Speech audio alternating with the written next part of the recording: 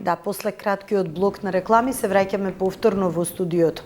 Во време на динамично секојдневие исполнето со стрес, неизвестност и предизвици, се повеќе луѓе се свртуваат кон себе спознавањето како начин за подобар и поквалитетен живот. Но потрагата по внатрешен мир и по личен успех станува приоритетно и процес што бара свесност, што бара да се работи на себе и да се добие вистинска насока.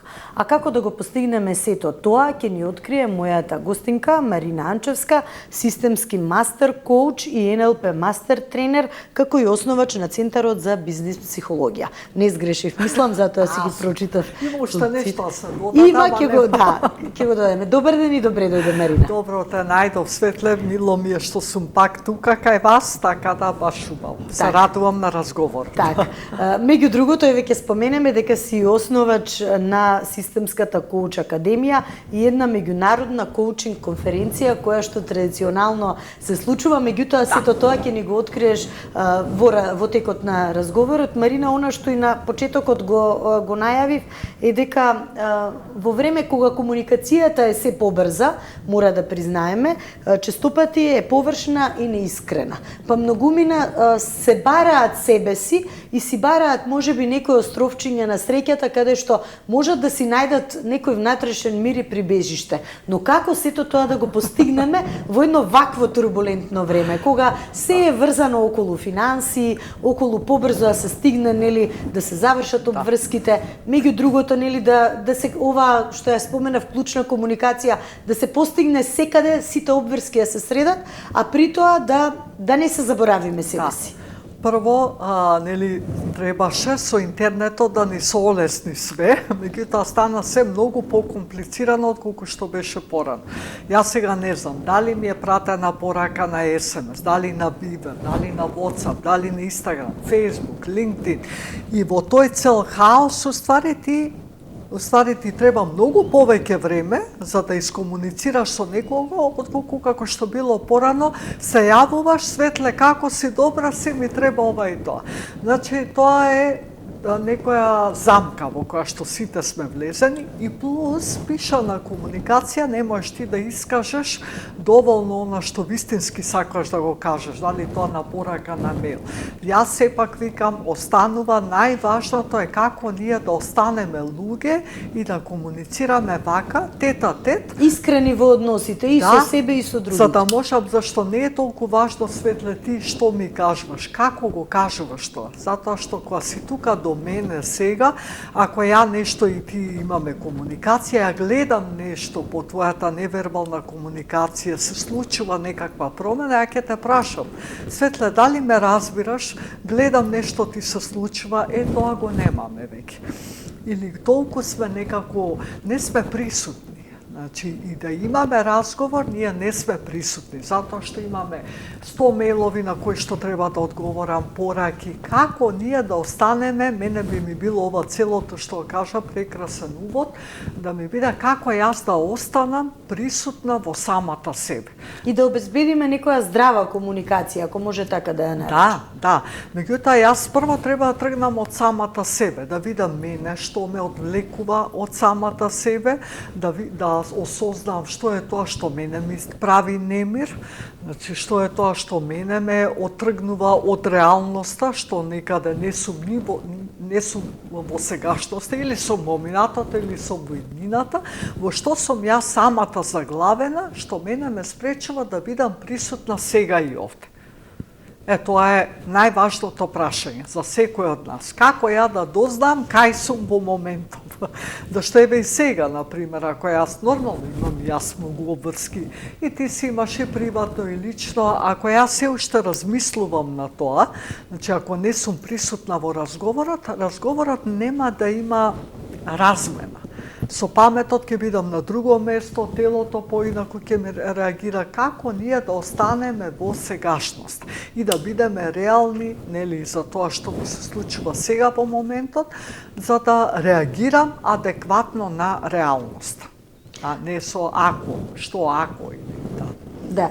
Колку коучингот, Марина, еве, бидејќи ти практично си пионер во оваа дејност, колку коучингот доволно мотивира и доволно можеби отвара некои други видици да можат граѓаните да се препознаат, да сакаат да го направат тој прв чекор на таа комуникација што спомена. Коучингот е многу практична алатка, методологија, е всушност практичен, затоа и се вика практична применета психологија.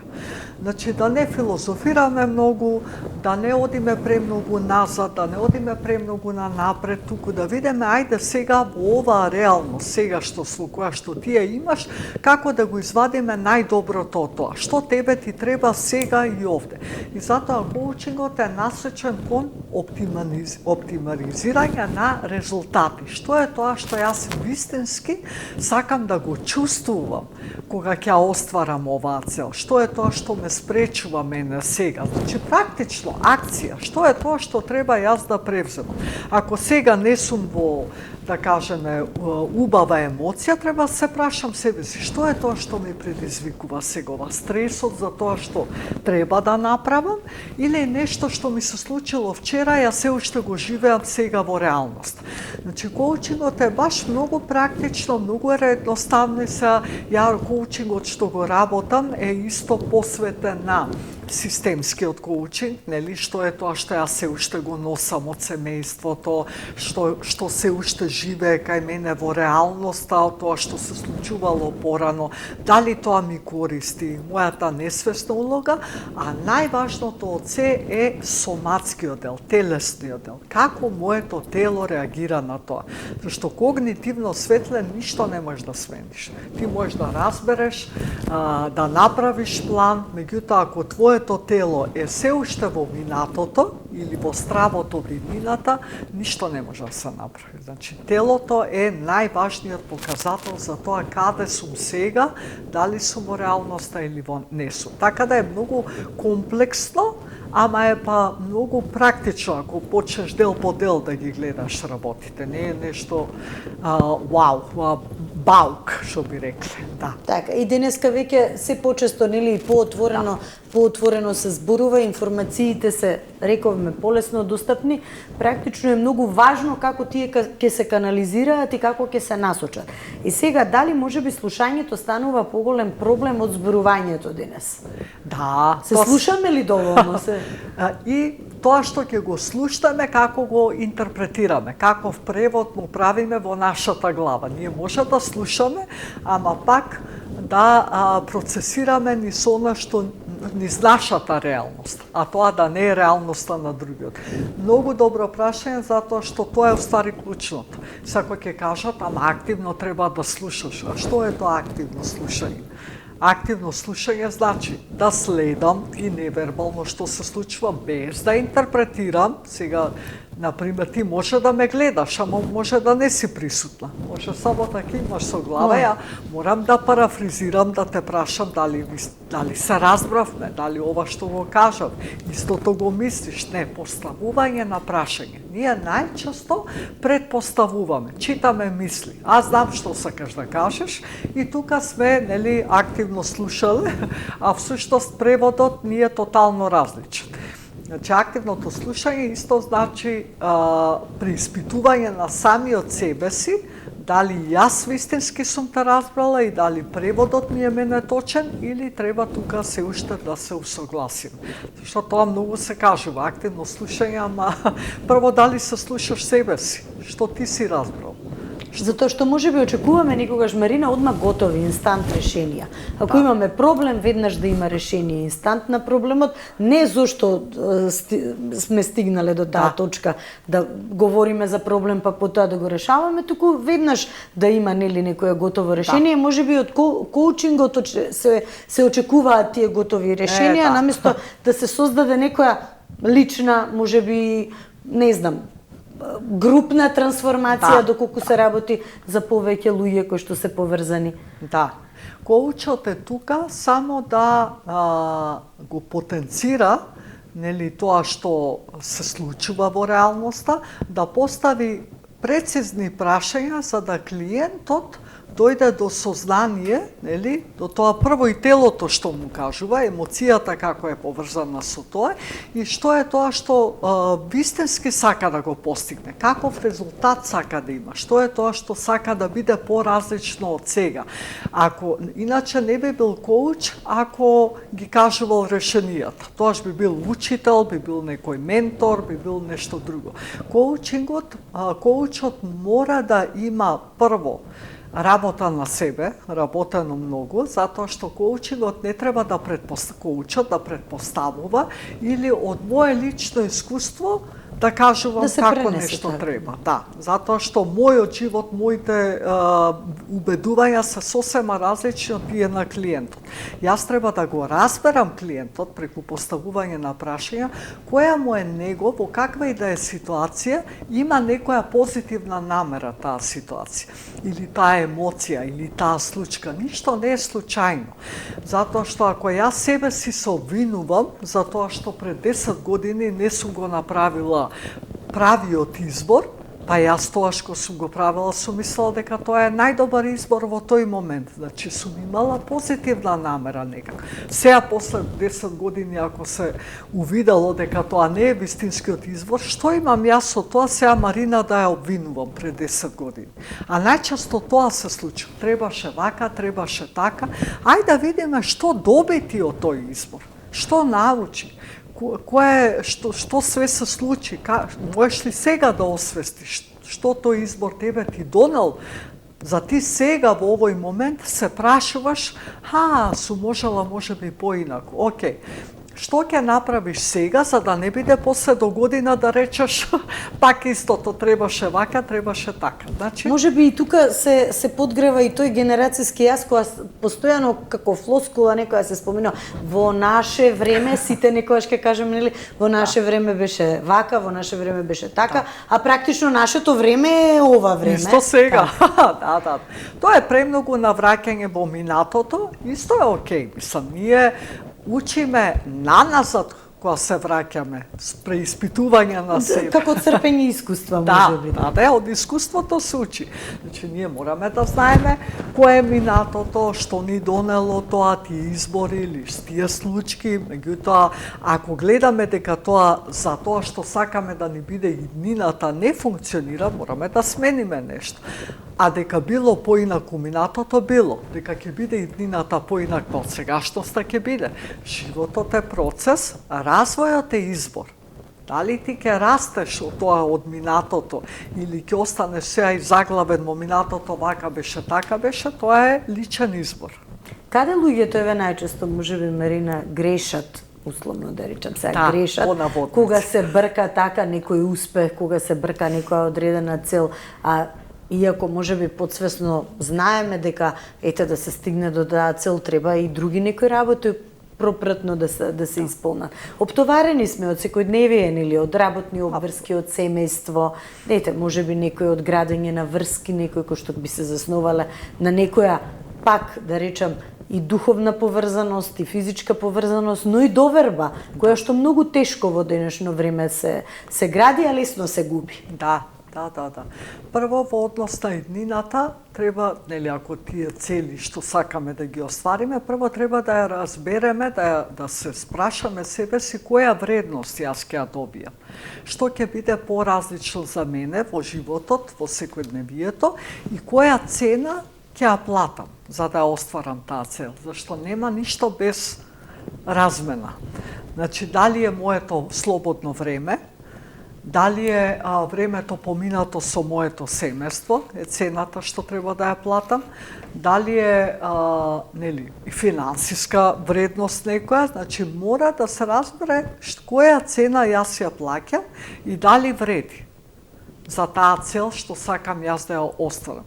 Затоа што ние премногу не сме свесни на некој начин дека ние постојано збориме прво во недостаток.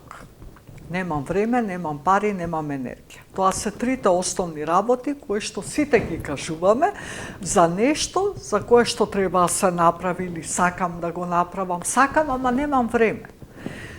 Тоа ше прашањето дали ти се трошат парите, времето и енергијата, и одма сите луѓе ќе кажат се трошат, како не се трошат. Океј, ако ти се трошат, во што ги инвестираш? Ако не е трошење. Ако поимот трошење не постои, туку го смениме од трошење инвестиција. Затоа што викаш дека немаш време, во што го инвестираш времето, што на крај си измерил дека немаш време. Значи, инвестирал во интернет, во кафиња пиење, телевизија гледање, окей, што значи немам време за што? За здравје, за вежбање, за едно друго. Значи, прво треба да се тргнеме од тоа дека нешто се троши, дека имаме недостаток, ајде да видиме во што имам ја изобилие на време, пари и енергија, што на крај мерам дека всушност нема. Многу едноставно што секој може да се запраша себе си. Во што инвестирам ја време, пари и енергија, затоа што викам дека немам време, пари и енергија. Знаеме што немаме, ама потешко знаеме што имаме, со што располагаме како Ако од капитал. сега јас почнам да размислувам, начинот на размислување да ми биде во инвестиција, многу попрактично, посвесно ќе донесувам одлуки, ќе правам избори за себе, за тоа што сакам да го сменам. Така. Кому, Марина, еве вака, од искуството до сегашно би те прашала, кому му е повеќе потребен коучингот, на оној кој што е во криза или оној кој што тежне кон одреден свој успех? На сите. Сите луѓе имаме прашања, имаме теми, имаме нешто, нема тука разлика на кого му е потребно, на некој што, уствари, всушност, сака да инвестира време, пари и енергија во себе. На тој му, а не може сам да направи нешто. Затоа што и јас преку 20 и колку години, таму 3 години работам професионално, јас си одам на коучинг од време на време. Затоа што сите ние имаме слепа точка.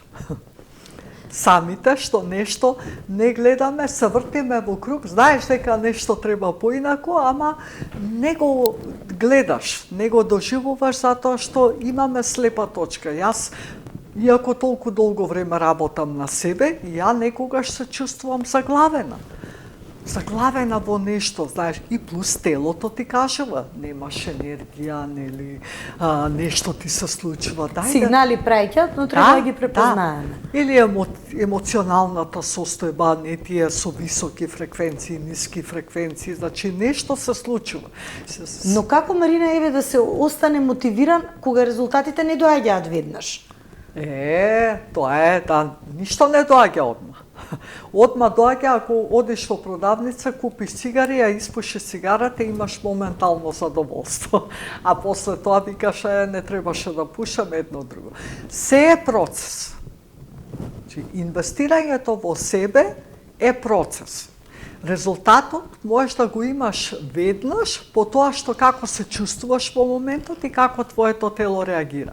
Меѓутоа, додека да го имплементираш тоа во секојдневието и вистински да стане дел од тебе е процес, кој што треба самосвесност, следење на себе си. 10 пати нема да ти успее, еднаш ќе ти успее. Тоа што ти успеало, што направи сега што доби ваков резултат од колегата, например, што не изреагира. Океј, следниот пат ќе пробам. Значи, тоа е континуиран процес на развој. Апсолутно. И мора да се... Всушност, луѓето кои ќе дојдат на коучинг кај мене, стануваат посвесни. Се следат себе си полесно. Знаат телото како им реагира. Учат како да си постават себе си прашања, како да, во околината да реагираат. Целта на коучингот што го работам јас е клиентот да стане самосвесен, да може да се саморегулира и да може да се води себе си. Не е поентата клиентот цела година да доаѓа кај мене и пак ништо да не се направи. Мора да има некаква акција, да се превземе. Зашто јас можам да му кажам на клиентот што треба да направи, ама тој ако тоа не го имплементира, не е коучингот не е успешен. Може би мојот пристап е неуспешен, затоа што јас му кажувам како треба и не сум го научила клиентот како самиот да научи техники да се води себе си. Ама луѓето чекаат, мислат дека некој друг треба да каже, нели малце тука кај нас во Македонија е тоа попознато, не е ова апче. Те боли глава, па поминува главата. Така. Еве, Марина, може би еден практичен совет кој што секој од нас би можел да го примени или да го направи уште денес. Бидејќи постојано нели се говори дека самото општество, некоја таква атмосфера кога сме нели потиснати со оние секојдневни обврски, со стравови некои што само се зголемуваат, се мултиплицираат наместо да се намалуваат. Да не биде тоа дека се создава, нели, се потикнуваат маски наместо искреност. Колку може секој сам како поединец да направи уште денес, уште веднаш? Прво е прашањето дали ова што се случува можам јас денеска да го сменам. Можам војнава да ја сопрам јас лично? Во моментов не можам. А стравот што го чувствувам во врска со неа или опасноста што ја гледам или предизвик, можам да го сменам. Прво треба да видиме што е реално возможно за мене во моментот, ако ја викам не сум задоволна со животот, до државата се и војна се случува, па корона имаше и останам во таа енергија, дали јас нешто можам да сменам? Ништо не можам од тоа да сменам. Можам да сменам како се чувствувам и како реагирам на тоа што се случува во околината. Тоа е апсолутно мој личен избор, дали јас ќе останам тажна и ќе живеам во страв или нема да го правам. Најмалку што можеме да направиме за сега? Најмногу што можеме да направиме. Затоа што или па нешто, ако се нели во иднината, ако ја го замислувам, леле како ќе биде, што ќе биде, не знам, ако јас за тоа уште сега се плашам и се нервирам, јас сигурно нема да стигнам до таму. Ќе останам заглавена во тоа што ќе биде, ако се случи ова, ако она. Нема ако. Значи, како јас се чувствувам во моментот со ова, што можам јас во моментов нешто да сменам надвор од тоа, од таа реалност, не можам ништо, окей, ајде да видиме јас што можам во себе да направам, за да тоа не ми влијае толку. Мислам, ако ние влеземе во таа енергија, тоа е како вртлук. Не можеш да излезеш. Се подоле и подоле ќе те носи во многу ниски вибрации на енергија. И ти, уствари, се чувствуваш изморено, се чувствуваш немаш енергија да направиш нешто, затоа што всушност не си во реалност.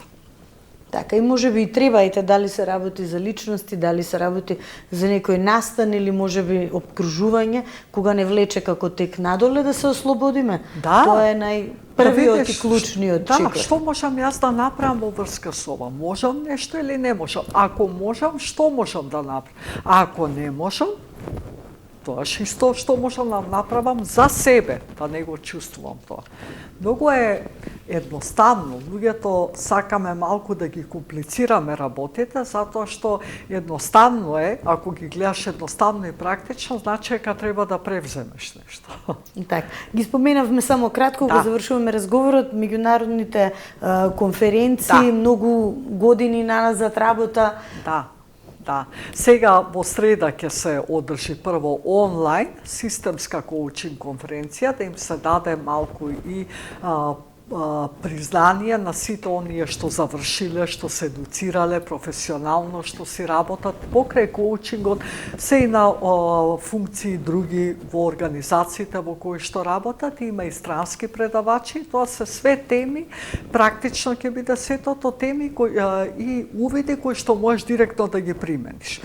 А големата премиум конференцијата на 21 мај, што ќе се одржи во живо, нели, со присуство на 11 искусни коучи од регионот и надвор од регионот, е конференција во која што секој учесник во работилници ќе работи практично на тие теми на кои што ќе се одвиваат. Значи не е конференција со муабетење, туку е конференција затоа И со практични примери, со така. практична примена, затоа што коучингот е практичност, нема когнитивно, не се решава ништо. Значи мора да го искусиш преку телото, преку емоциите за да направиш некаква промена. Така да на овие две конференции ќе се случува сето она што се случува е практично. Нема панел дискусии, нема, значи се е во интеракција со предавачи, не се ни предавачи, коучис. Така да доста искуствени процеси. Така, посакувам успех, верувам дека ќе биде тоа уште една успешна приказна, ќе имаме секако простор да поразговараме и за тоа, а денеска ти благодарам што издвои време и што беше заедно со нас, знам колку си ангажирана, меѓутоа еве навистина интересни насоки, интересни видувања, дека секогаш постојат решенија, само да сакаме да ги најдеме. Ете така, во што ќе инвестираме е прашањето. Благодарам. Благодарам уште еднаш. Почитувани вам, ви благодарам што бевте заедно со нас. Секако останете на истата фреквенција, бидејќи за кратко следуваат пладневните вести со Ивана Стојкова. Од мене пријатно.